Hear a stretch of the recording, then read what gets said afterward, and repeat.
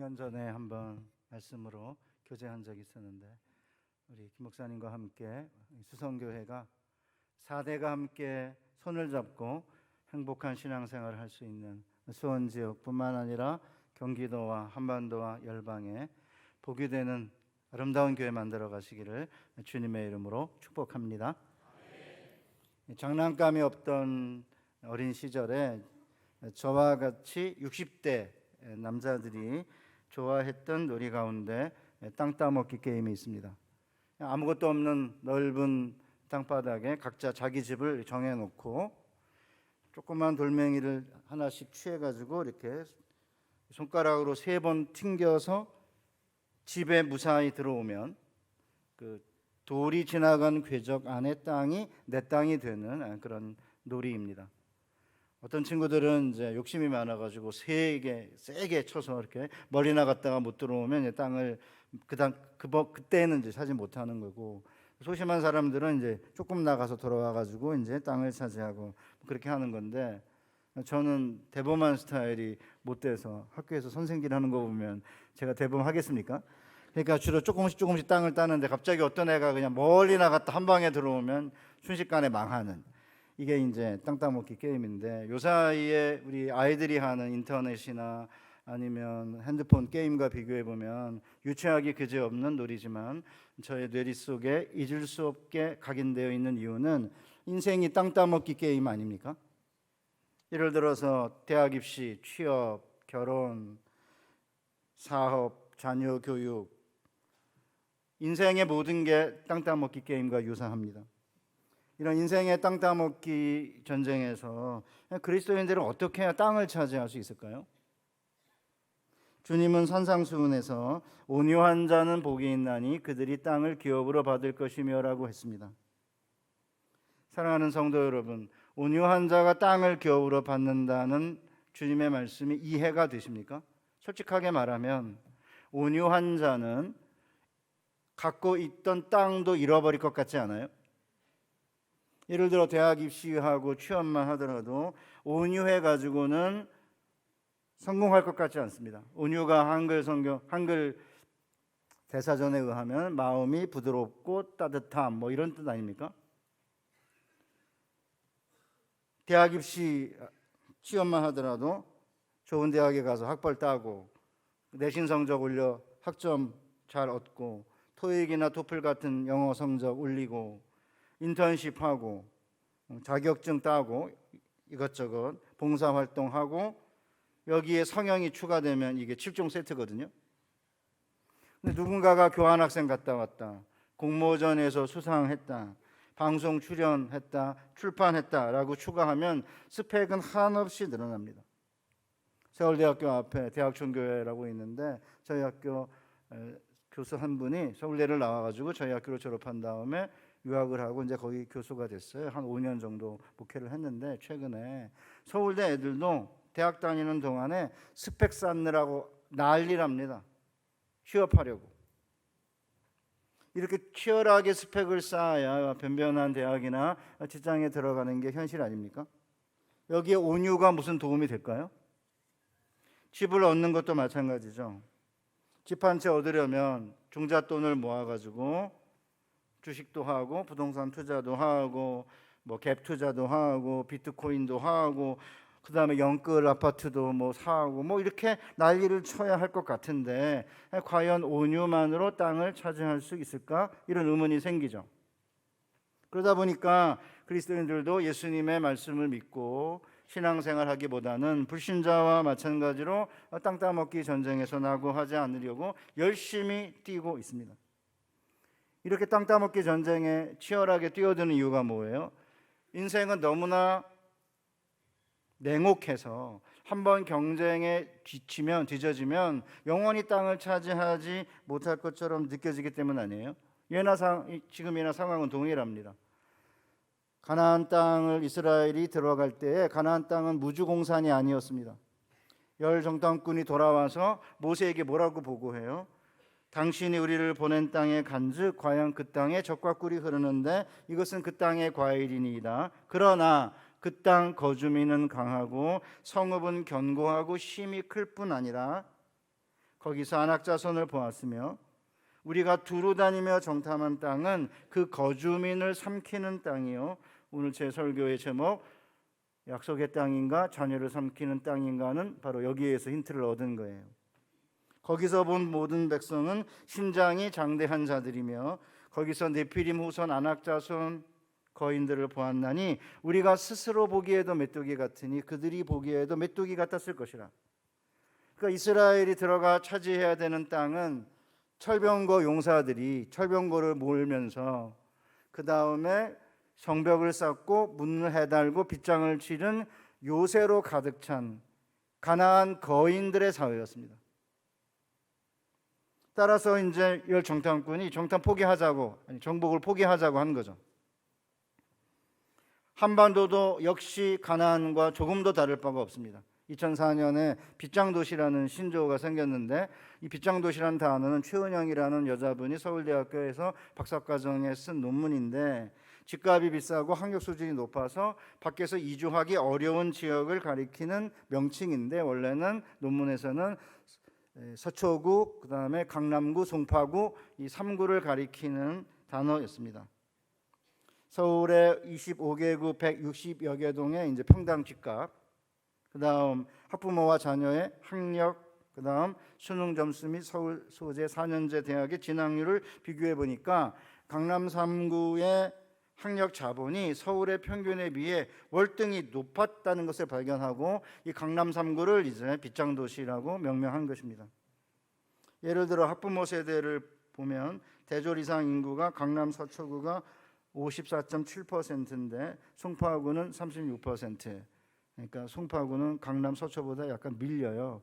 그래서 강남에서 사는 사람들은 또 송파구를 무시합니다. 진짜 웃기죠.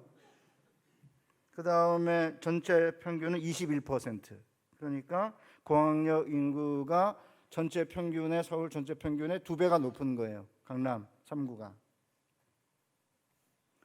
자녀 세대에서도 서초구 53.8, 강남구 50.1, 송파구 44.5%로 서울 평균 37.4%보다 크게 높았습니다. 벌써 한 20년 전 이야기입니다. 이 빗장도시가 강남 3구였다가 이게 이제 목동으로 갔어요. 목동. 그다음에 제가 한 10몇 년 살았는데 분당, 그다음에 일산, 그다음에 중랑구 갔다가 이제 죽전, 동백, 수원 여기까지는 안 온 것 같아요.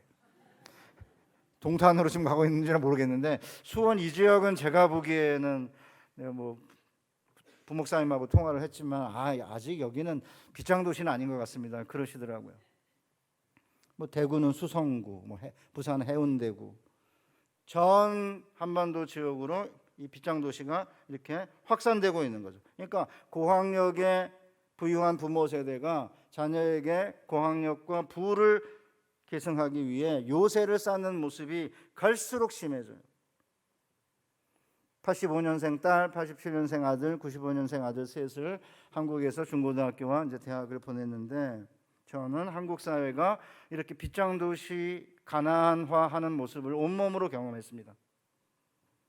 막내가 이제 95년생이니까 둘째랑 나이 차이가 8년 나요. 그러니까 얘가 이제 반장이라도 하면 학부모 모임에 가면 제 아내가 왕언니인 거예요.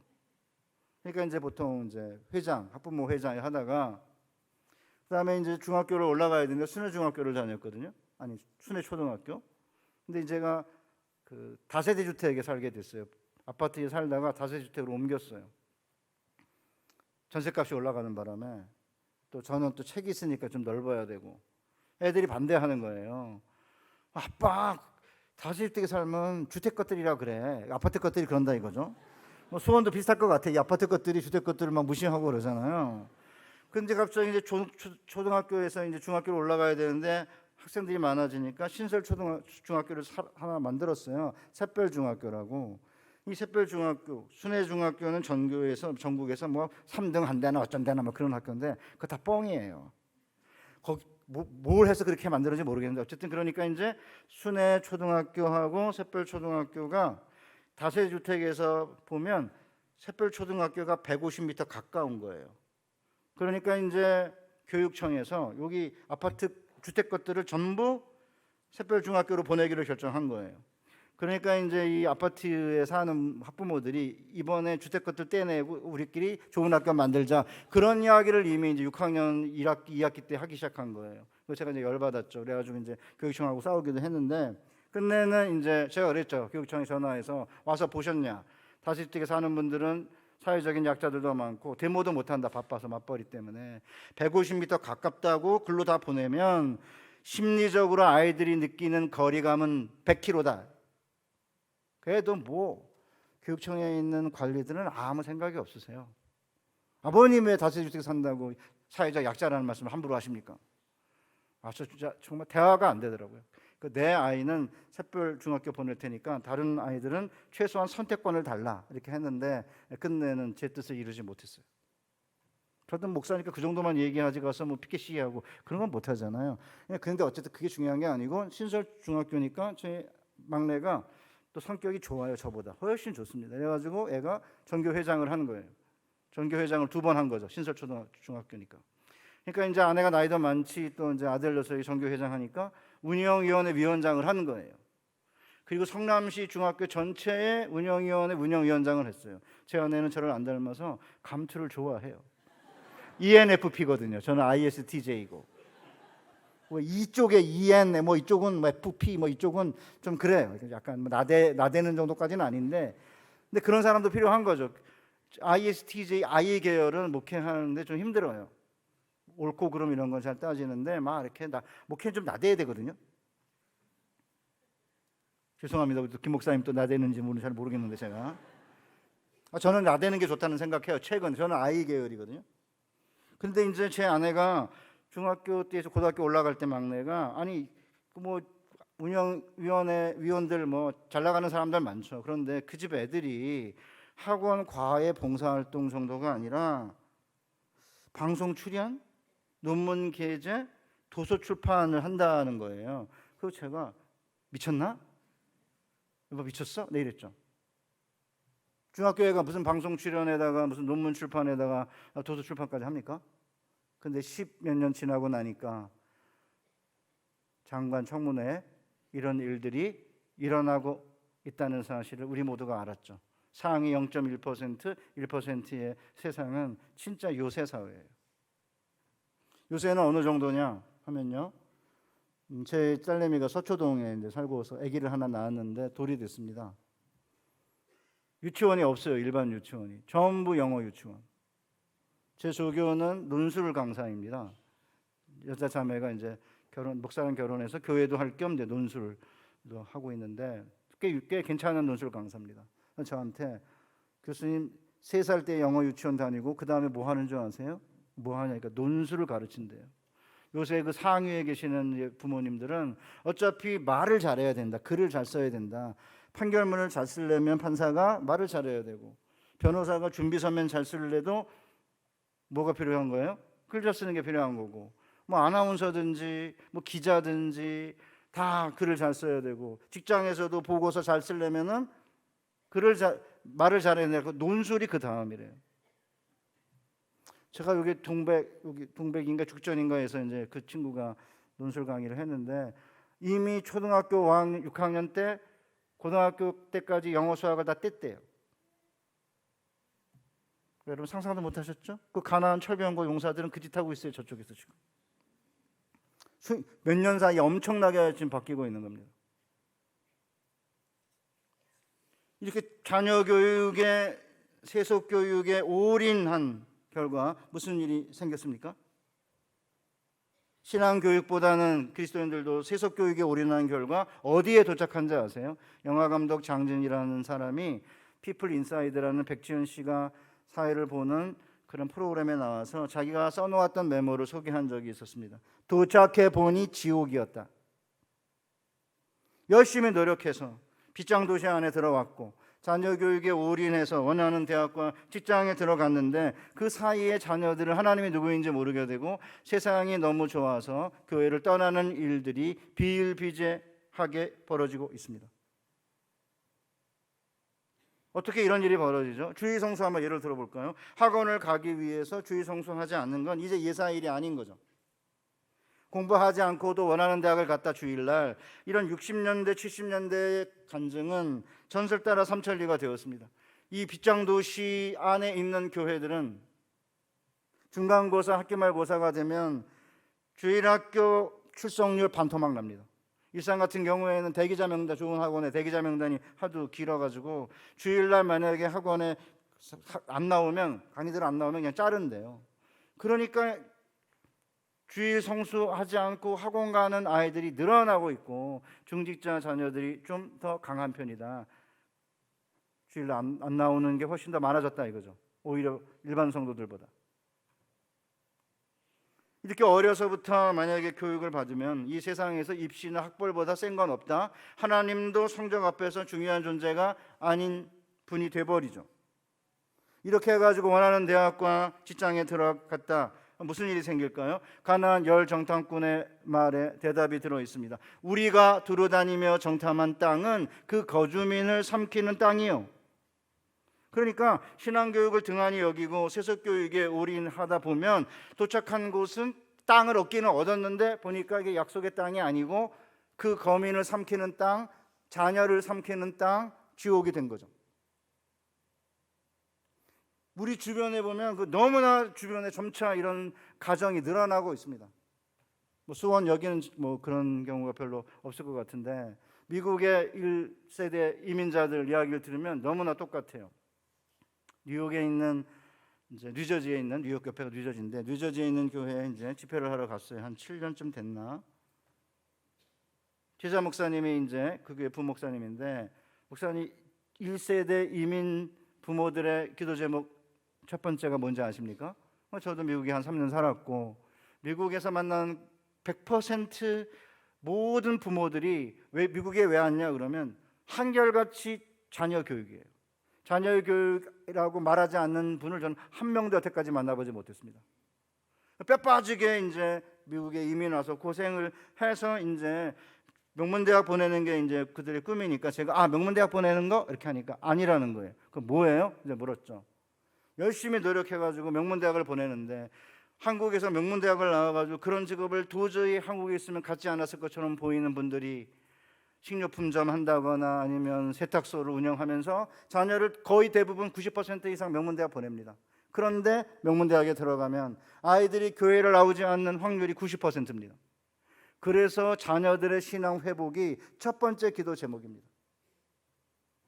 지금부터 벌써 한 30년쯤 전에 제가 협동 목사로 있던 교회의 장로님이 서울대 의과대학 교수신데, 목사님 우리 학교 의대 교수들 가운데 장로님, 권사님 자녀들이 꽤 있는데 교회 안 다니는 사람들도 많아요? 그러시더라고요. 그러니까 이민 와가지고 뼈 빠지게 고생을 했지만 아이들이 신앙생활을 하지 않게 되면 부모는 자녀와 함께 한 믿음을 가지고 한 소망으로 하나님을 섬기는 행복을 누리지 못하는 거예요. 저희 어머님은 초등학교 3학년 때 학교를 더 이상 못 다니셨어요. 충청북도 음성에서 태어나셨는데 저희 외할아버지가 일제시대인데 뭐 여자아이가 학교 다니냐 이래가지고 초등학교 3학년 때 학교를 못 다니게 하신 거예요. 그래서 초등학교 3학년이 마지막 학력인데 야학을 통해서 이제 한글을 익히셨어요. 그래서 이제 권찰, 교회 다니며 권찰, 집사, 권사, 이제 1935년생이신데 저하고 학력 차이가 어마어마하게 많이 나죠. 그렇지만 어머님이 하나님을 사랑하고 교회를 사랑하는 열정과 헌신의 도는 저보다 훨씬 높습니다. 감기 걸리기 일보 직전에도 목사님이 교회 와서 자더라도 기도하고 자라 그러면 악착같이 교회 가서 장의자에서 주무시다가 이제 기도하다가 감기 걸리고, 제가 꼭 기도를 교회 가서 해야 됩니까? 집에서 하면 되지. 그럼 너 전도사 맞냐? 목사 맞냐? 이러면서 교회 가서 기도하다가 감기 걸리고 콜록콜록거리고 그렇게 사셨어요. 저보다 훨씬 더 하나님 사랑하죠. 만났을 때 대화에 걸림이 없습니다. 같은 하나님을 섬기며 같은 하나님을 향한 소망과 같은 기도 제목이 있기 때문 아니에요. 그런데 뼈 빠지게 자녀 위해서 고생을 했는데 나중에 자녀들이 교회를 다니지 않고 하나님을 모르면 고생은 뼈 빠지게 하고 아이들과 함께 행복을 누리는 기쁨을 누리지 못하는 거예요. 자, 그러면 어떻게 해야 되느냐? 이제 꺼주실래요? 제가 나이가 들어가지고 찬바람을 맞으면 뼈가 아파요. 옛날 우리 권사님들이 왜 찬바람 맞으면 뼈가 아파 이러는데 저 몰랐는데 이게 찬바람만 쏘면 이렇게 몸이 안 좋아가지고 죄송합니다. 그럼 어떻게 해야지 그러면 땅을 차지할 수 있을까? 땅은 하나님의 소유예요. 하나님의 것이거든요. 하나님께서 온유한 자는 복이 있나니 그들이 땅을 겨우러 받을 것이며라고 예수님을 통해서 말씀하셨잖아요. 나는 마음이 온유하고 겸손하니 나의 멍에를 메고 내게 배우라. 그리하면 너희 마음이 쉼을 얻으리니. 그러니까 마음이 온유한 주님을 따르면 우리 마음이 쉼을 얻고 더불어 땅도 소유하게 되는 거예요. 그런데 이제 지금 한반도가 이렇게 온유한 자들보다는 철병거 용사들과 가난한 거인들이 득실거리면서 철병거를 몰면서 땅을 빼앗고 성벽을 쌓고 문과 빗장을 해 달면서 요새를 만드니까 청년들이 볼 때는 헬조선인 거죠. 지옥인 거예요. 제가 93년에 귀국해가지고 94년에 분당에 아파트를 전세를 얻었습니다. 32평이 그 당시에 6천만 원이었습니다. 매매가가 1억 3천이었습니다. 그때 돈이 있어서 샀으면 아마 제가 부자가 됐을 거예요. 돈이 없으니까 3천만 원 학교에서 응자해줘가지고 3천만 원을 빌려가지고 이제 전세를 시작을 했거든요. 지금 그게 얼마인지 모릅니다. 저는 지금 그 전원주택에 살고 있는데 전원주택단지의 전원주택이 아니고요, 그냥 전원에 있는 주택이에요. 옆에 밭문이 있는데 시골 동네에 이제 살고 있는데 얼마인지 모릅니다. 아마 10억 정도 될 것 같아요. 그러면 우리 청년들이 200만 원을 벌어가지고 물만 마시고 공기만 마시고 200만 원을 저축하면 1년에 2천을 저축해요. 그러면 10년이면 얼마? 2억이에요. 50년 동안 물만 마시고 공기만 마시며 돈을 다 저축해야 겨우 아파트를 하나 얻을까 말까. 그러니까 부유하지 않으면 집안이 결혼할 생각을 못하는 거죠. 그러니까 연애 포기, 결혼 포기, 출산 포기, 집 포기, 직장 포기, 건강 포기, 꿈 포기, 희망 포기, 이게 8포거든요. 저는 처음에는 아니 얘네들 왜 이렇게 약해? 왜 이렇게 도끼가 없어? 이렇게 했는데 자세하게 이렇게 보고 있으면은 야, 진짜 청년들이 볼 때 이거 완전히 조선이 이게 지옥이구나, 뭐 그런 생각이 들잖아요. 대학을 졸업했는데 제가 부산의 수영학교 협동 목사인데요. 한번 청년 집회에 갔더니 부목사님이 저한테 목사님 요새 청년들 어떤 줄 아세요? 어떤데? 어느 청년이 자기 찾아왔대요. 목사님 내가 하나님 말씀대로 살려고 애를 쓰고 있는데 알바에서 잘렸습니다. 아니 어떻게 알바에서 나를 자릅니까? 비정규직이 아니에요. 알바에서 잘리는 세태인 거죠. 그런 상황이니까 이제 우리 젊은 청년들이나 아니면 대부분의 많은 국민들이 이게 뭐 집을 얻을 게 안 보이니까 그 소확행, 소소하지만 확실한 행복, 소확행을 찾는다는 거예요. 소확행이 뭐냐? 소소하지만 확실한 행복인데 원래 그 소확행이라는 개념을 쓴 일본 작가가 이야기할 때는 진짜 작은 거를 추구하는 건데 열심히 알바해가지고 일본 가는 거 3개월치 봉급 타가지고 그게 작은 거예요? 그다음 두 번째, 그렇게 하면 확실하게 행복해요? 아니라는 거예요. 큰 게 아니고 진짜 작은 걸 택해가지고 이 작은 게 진짜 확실하냐? 그래가지고 확실하면 그걸 추구하는 게 소확행인데 한국에 들어와가지고는 젊은 청년들이 돈을 모아봤자 큰 도움이 안 되지만 그래도 돈을 모으면서 뭔가를 해보려고 해야 되는데 그건 안 하고 이제 아예 가능성이 안 보이니까 그냥 뭐 한 6개월 알바하고 그 다음에 내질러서 일본 가고 여행 가고 막 10몇만 원짜리 그냥 먹고. 저는 아내 위해서 10몇만 원짜리 못 사줍니다. 지금도 비싸가지고. 아내도 안 먹자 그래. 저희 세대에 먹습니까? 60대 안 먹거든요.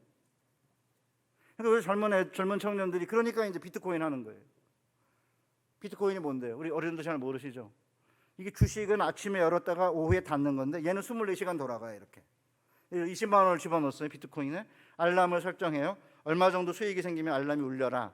그래가지고 이제 알람이 울리잖아요. 오전에 넣었는데 밤에 알람이 울려요.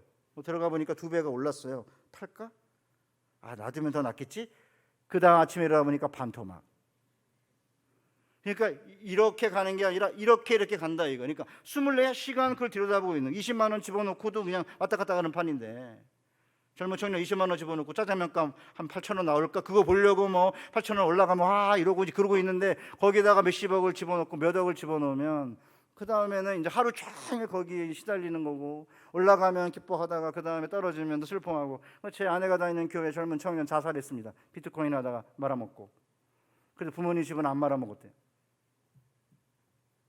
그런 식으로 해가지고 땅을 얻으려고 막 그러는 가운데 이제 거주민을 삼키는 땅으로 가나안 땅이 바뀐 거고, 예수 믿는 사람들도 동일하게 그런 시류를 쫓다 보니까 그 다음에 이제 땅을 얻는다 하더라도 들어가 보니까 죽은 자들의 땅인 거예요.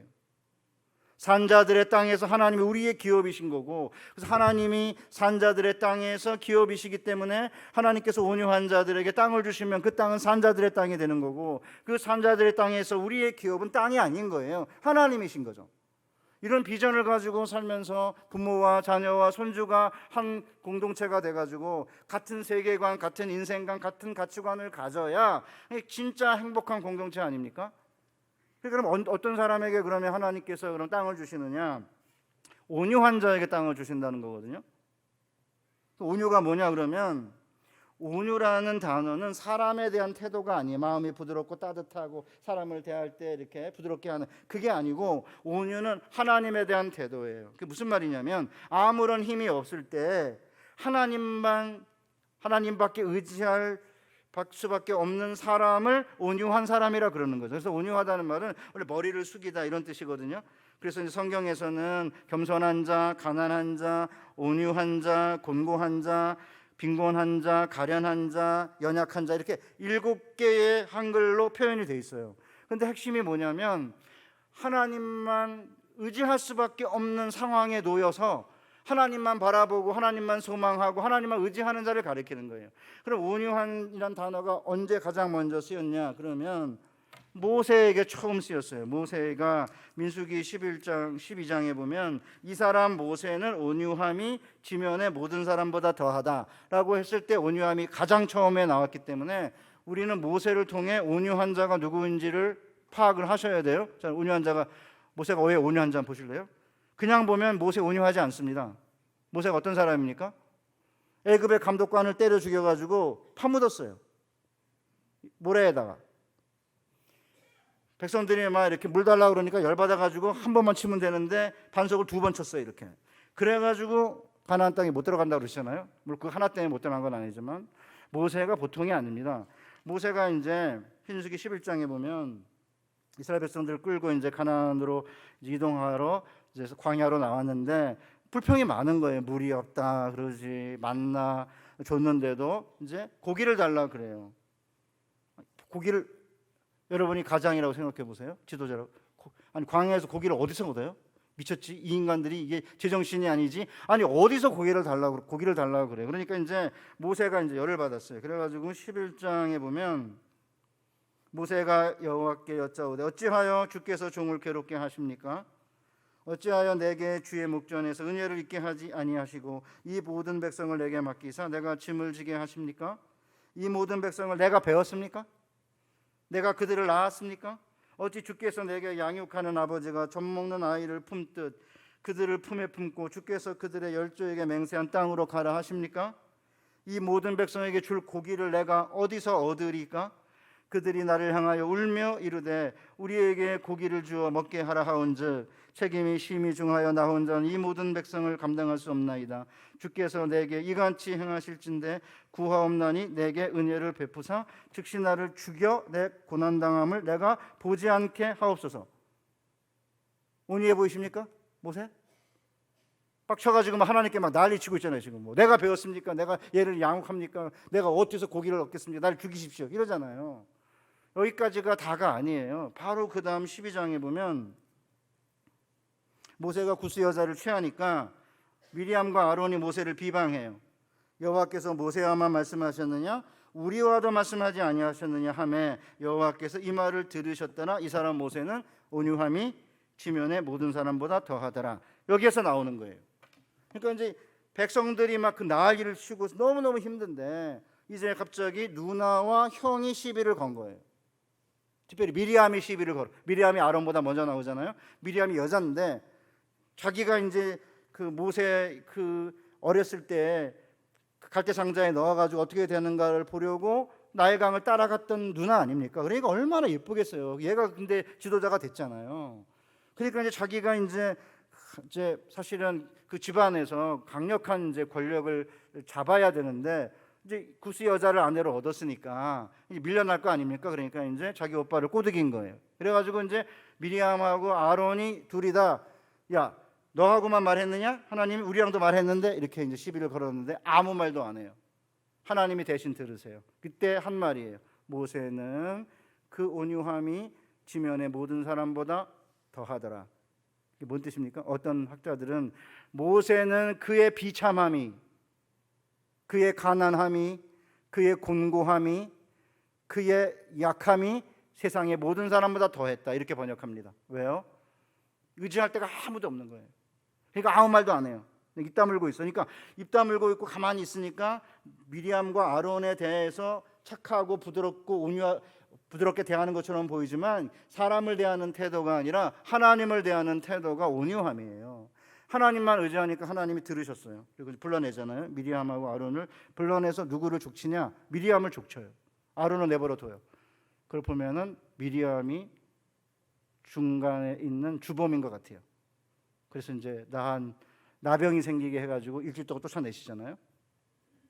여기가 온유함의 첫 번째니까 그 온유한 모세에게 무엇을 맡겼냐면 이스라엘 백성들을 끌고 열조에게 맹세한 땅에 이르게 하시는 거예요. 그러니까 지금 땅 이야기가 왜 나오냐면 온유한 자에게 땅을 주신다는 주님의 말씀은 그냥 하신 말씀이 아니고 모세를 염두에 둔 거예요. 그뿐만이 아니고 시편 37편에 가면 시편 37편은 11절에 그러나 온유한 자들은 땅을 차지하며 풍성한 화평으로 즐거워하리로라고 되어 있는데 이게 다윗의 시거든요. 예수님께서 시편 37편 11절을 인용해가지고 마태복음 5장 8절에서 온유한 자가 복이 있다고 하신 거예요. 그들이 땅을 기업으로 받을 거라고. 그런데 시편 30편을 이렇게 보면 악을 행하는 자들 때문에 불평하지 말아라. 그들은 풀과 같이 속히 배임을 당할 거다. 그러신 다음에 여호와를 의뢰하고 선을 행하라. 땅에 머무는 동안 그의 성실을 먹을거리로 삼아라. 그래놓고는 내 길을 여호와께 맡겨라. 그를 의지하면 그가 이루실 것이다. 여호와 앞에 잠잠하고 참고 기다리라. 그 다음에 여호와를 바라고 그의 도를 지키라. 그렇게 쫙 설명해요. 그리고 나서는 이제 11절에 온유한 자들은 땅을 차지하게 될 거다고 다윗이 고백을 한 거잖아요. 여러분 다윗이 누구예요?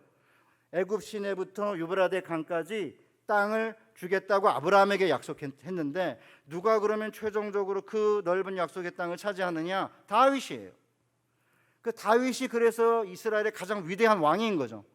블레셋을 쫓아내고 그 다음에 에돔과 모압을 정복하고 그러면서 애굽 시내부터 유브라데 강까지 이르는 거대한 왕국을 땅을 얻는 거예요. 그러니까 이제 예수님은 그냥 산에 올라가 앉으셨다가 그냥 생각나는 대로 야 온유한 자들은 복이 있다. 그들이 땅을 기업으로 받을 거 그런 게 아닌 겁니다.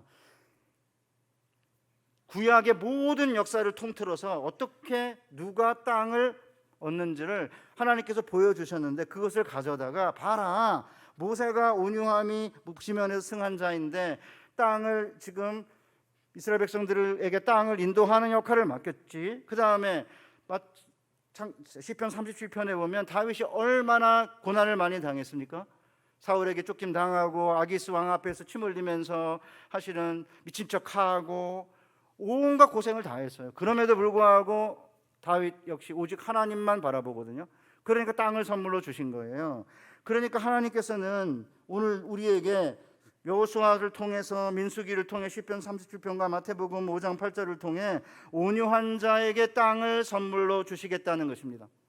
온유한 자가 누구라고요? 하나님을 향한 태도가 온유해요. 하나님만 바라보고 하나님만 의지하며 잠잠하게 기다리고 하나님만 소망하는 자에게 하나님이 땅을 선물로 주신다는 거죠. 이것은 여호수아서를 보면 너무나 분명해요.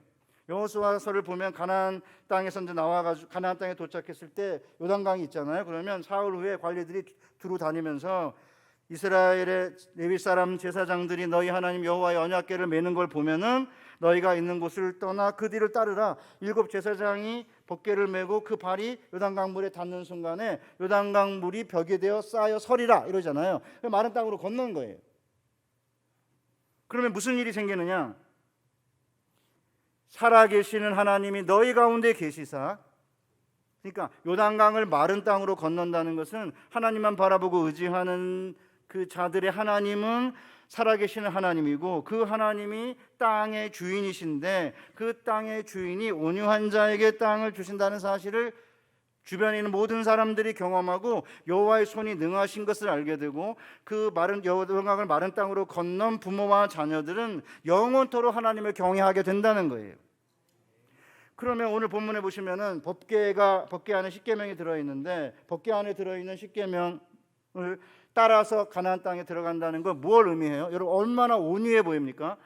법궤 안에 있는 십계명을 따라가면서 이스라엘이 뭐라고 고백하는 거예요? 하나님이 가나안 땅을 우리에게 선물로 주신다면 십계명의 1계명과 2계명을 지켜 영원토록 하나님 한 분만 섬기고 하나님의 형상을 만들지 않겠습니다.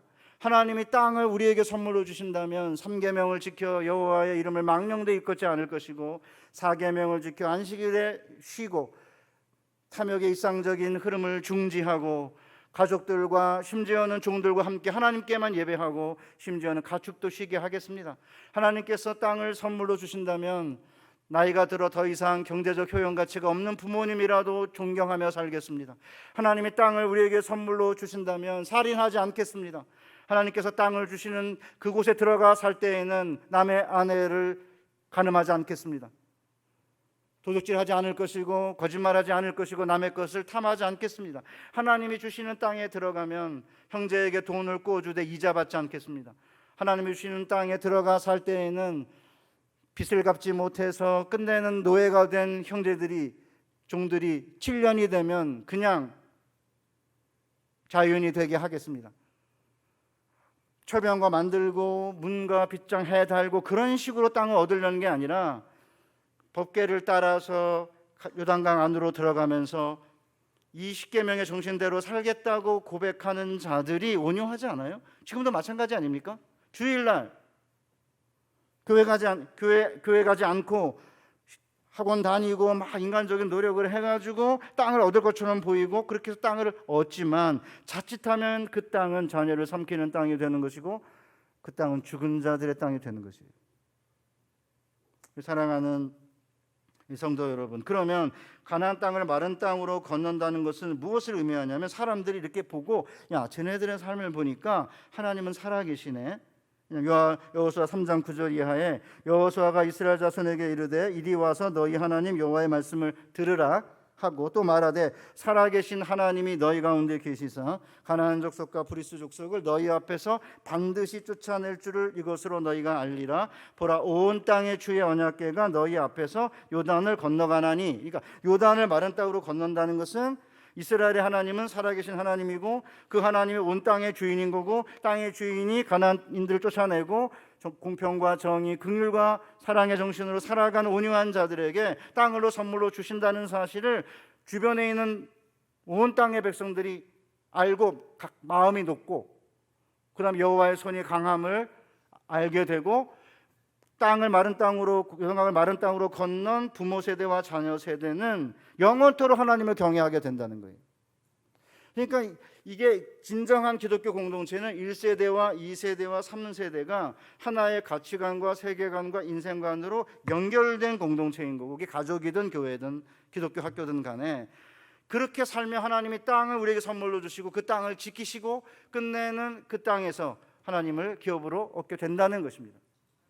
그러니까 요단을 마른 땅으로 건넌 다음에 12개의 돌을 가져다가 길가에 세웠어요. 나중에 자녀들이 이 돌이 무슨 뜻이냐 그러면 부모들이 가르치라는 거예요. 옛날에 애굽에서 출애굽할 때 홍해를 마른 땅으로 건너가게 하신 하나님이 이 세대인 우리가 요단강을 건널 때 마른 땅으로 건너게 하심과 같았다. 그러면 1세대의 우리 장로님과 권사님들과 이전의 수성교회 어른들은 이 교회를 세우면서 홍해를 건넌 거예요. 2세대인 30대, 40대, 50대는 자녀들과 함께 요단을 마른 땅으로 건너야 되는 거죠. 그러니까 1세대와 2세대와 3세대가 1세대는 기억으로, 2세대는 현재 체험으로, 3세대는 미래의 기대로 하나가 되면은 그 공동체에게 하나님이 땅도 주시고 하나님을 기업으로 주신다는 거예요. 제가 저희 집의 가정의 예를 들고 마치도록 하겠습니다. 저도 이제 땅을 얻어야 되는 거 아닙니까? 가난하니까 이제 부모님이 땅 한 평이 없으니까 그럼 어떻게 해야 돼요? 하나님이 온유한 자들에게 땅을 주신다는 것을 믿어야 되는 거죠. 그게 뭐 학교 점수든 대학 입학이든 직장이든 뭐 마찬가지인데 딸내미가 중학교 3학년 때 순회중학교를 다녔어요. 서영고등학교가 아직 시험 볼 때입니다. 성적이 안 나오는 거예요. 잘. 그러니까 얘가 이제 주일날 학원 가야겠다 이런 거예요. 제가 학원 예배드리고 학원 가는 것도 주일날 안 된다. 왜? 하나님이 개입할 공간을 만들어 주셔야지. 내가 다 하면 나중에 자기가 다 했다고 생각하지 하나님께 돌리지 않는다. 성공과 승리의 영광을 안 된다 그랬어요. 못 갔죠. 근데 이제 중간고사 때가 되니까 성적이 이제 안 나오니까 아내랑 둘이 짰어요. 저를 찾아왔어요. 아빠 이번만 한 번만 가게 해달라 그런 거예요. 안 된다 그러는데 너무 강력한 거예요. 그래서 안 되겠다. 이제 경험을 하게 만들어야겠다. 이렇게 마음을 먹고 만약에 네가 주일날 학원에 가서 성적이 잘 나오면 대재앙이고 성적이 안 나오면 재앙이고. 그러니까 이제 딸내미가 아니 아빠가 목사님인데 축복하고 덕담을 해야지 왜 악담하고 저주하냐 이런 거예요. 내가 미리 말을 해야지. 미리 안 말하면 나중에 왜 안 말했다 그러지 않겠냐. 주일날 하나님께 예배 드리는 이 일을 더 소중히 여기고 그걸 소중히 여기고 하나님을 의지한다는 태도를 보이기 위해 학원을 안 간다는 건데 네가 만약에 갔는데 성적이 잘 나오면 안 해도 되네 이러니까 대재앙이고 갔는데 성적이 안 나오면 주의 성수도 못하고 성적도 안 나오니까 재앙이고 네가 알아서 하라 그랬습니다. 잘 되나 보자 그랬죠. 제가 무슨 일이 생겼을 거예요? 재앙이 생겼습니다. 너무 감사한 거예요. 성적이 안 나온 거예요. 그러니까 얘가 다른 변수는 다 똑같은데 딱 하나의 변수가 있는데 이제 주일날 간 거잖아요. 그 다음부터 안 갑니다. 그럼 대학을 이제 재수를 해서 대학을 가서 그렇다고 막 빡 이게 길이 열리는 게 아니에요. 재수까지 했어요. 그리고 나서는 이제 대학교에 들어간 다음에 이제 IBF라는 단체, 기독 동아리 단체에 저 들어가라 그랬어요. 거기 안 들어가면 등록금이 용돈이고 국물도 없다 이래가지고 왜냐하면 맡기면 되는 거예요. 교회 다닐 때에는 중고등학교 때에는 교회 맡기면 돼요. 초등학교 때는. 그럼 전도사님들과 목사님들과 교사들이 다 잘 케어합니다. 대학 들어가면 기독교 동아리에 맡기면 간사들이 케어를 잘 하거든요. 그러니까 이제 4학년 되니까 리더가 된 거예요. 그다음에 제가 대학 들어간 다음에 교사 해야 된다. 그래서 유치부 교사 시킨 거예요. 저는 중학교 3학년 때부터 유초등부 신발장 정리했거든요. 우리 참 60대 다 그렇게 했잖아요. 초등부 교사했죠. 중3 때. 대학 때 왜 못하냐. 그러니까 이제 얘가 이제 8월 달에 시험인 전문인 되려는 시험이 있는데 이게 리더를 하면은 일주일에 전체 모임, 리더 모임, 순 모임 3시간씩 거기다가 써야 되고 주일날은 유치부 교사 해야 돼. 이러니까 이게 시험 준비할 시간이 안 된다. 이래가지고 자기네 엄마랑 또 짜가지고 어느 날 주일날 안 온 거예요. 유치부 반을 딴 교사에게 몇 개월 동안 맡긴 거예요. 제가 월요일날 알았습니다. 전화했죠. 왜 그렇게 했냐. 그러니까 뭐 5이었는데 2은 안 나오고 하나는 아프고 2명 남았는데 그 2명을 옆반 교사에게 맡기면 한 3, 4개월 동안만 자기가 학교 근처에 원룸에 살고 있는데 학교 근처 원룸 근처에 있는 교회를 다니겠다. 그것만 봐줄 수 없냐 이런 거예요. 제가 안 된다고 그랬죠. 만약에 그렇게 해서 성적이 잘 나오면 대재앙이고 성적이 안 나오면 재앙이고 그러니까 막 울고 난리가 난 거야. 아빠가 시키는 대로 동아리 들어가고 유치부 교사하고 했는데 이제 딱 몇 달만 하겠다는데 도대체 왜 그러냐. 뭐 난리가 났어요. 뭐 어떡하겠어. 전화 끊었죠. 근데 이제 하루 종일 마음이 아픈 거예요. 저녁에 전화했어요. 어떠냐 이러니까 아니 염장 질러놓고 뭘 물어보냐고 아직도 이제 우라가 치밀어 있는 거예요. 한번 끊었죠. 그리고 그 다음날 아침 화요일날 전화가 왔습니다. 저한테 아빠 때문에 한숨 못 잤는데 아빠 말이 맞는 것 같아. 그리고 다시 유치부 교사 시작했고요. 그 다음에 이제 리더 잘 감당해냈습니다. 그리고는 이제 뭐 대박은 아니고 소박이 터져가지고 대학원에 가서 지금 이제 전문의로 잘 살고 있는데 그때 저에게 뭐라 그러냐면 그 후에 아빠 언제 자기가 가장 행복했느냐 그 4학년 1학기 때 너무나 바쁘고 교사도 하고 리더도 하고 해야 됐지만 성적이 그때 제일 잘 나왔고 그때가 가장 행복했고 그때가 가장 기뻤다 그래요. 지금도 힘든 일이 있으면 내가 대학교 4학년 때 뭔 일이 있었지? 이렇게 물어요. 걔가 이제 마른 땅을 건너 본 거예요. 요단강을 마른 땅으로 건너 본 거죠. 그러니까 우리 사랑하는 우리 수원교회 성도 여러분 가난하기 때문에 애들 학원 간신히 보내고 과외 못 보낸다. 괜찮아요. 신경 쓰지 마세요. 뭐 어떡할 건데요? 못 보내는 걸. 막 부자들 선망하고 그렇게 하지 말고요. 딱 믿음을 가지고 여러분들에게 땅을 안 주시면 자녀에게 주면 되잖아요. 모세가 못 들어가잖아요. 가나안 땅 전까지만 가잖아요. 그럼 모세 역할 하시면 돼요. 애들에게 가나안 땅 가는 데까지만 하고 나에게 땅 안 주시면 아들 딸에게 줄 거고 아들 딸에게도 안 주면 손주한테는 주겠죠. 최소한. 아브라함, 이삭, 야곱, 요셉이에요. 4대도 땅 차지하지 못했고 400년 지난 다음에 여호수아 인도하래 가나안 땅을 차지하잖아요. 그러니까 멀리 보라 이 말이죠. 멀리 보면 하나님께서 온유 환자에게 땅을 선물로 주실 거기 때문에 멀리 내다보고 아이들과 함께 말씀을 같이 읽고 또 기도하고 예배 드리고 주일 성수하고 그렇게 하면 나중에 이 아이들이 땅을 차지하게 될 거고 그 땅은 산자들의 땅인 거고 우리는 한 믿음을 가지고 한 소망으로 한 하나님을 섬기며 진정한 행복을 누리게 될 것입니다. 그때까지 이를 악물고 아이들과 함께 예배 나오고 손잡고 기도하고 새벽 기도도 하고 저녁에 금요 철야가 있으면 금요 철야도 하고 그렇게 하면요 시간이 지나면 하나님이 땅을 주시고 저는 그래서 목사 아들 딸이긴 하지만 애들 신앙생활 잘 하고요 땅을 조금씩 얻고 있습니다. 아들에게 안 주면 이제 손녀가 났으니까 손녀한테 주실 거라고 생각하고 그렇게 믿음 생활 하시기를 바랍니다. 하나님 아버지.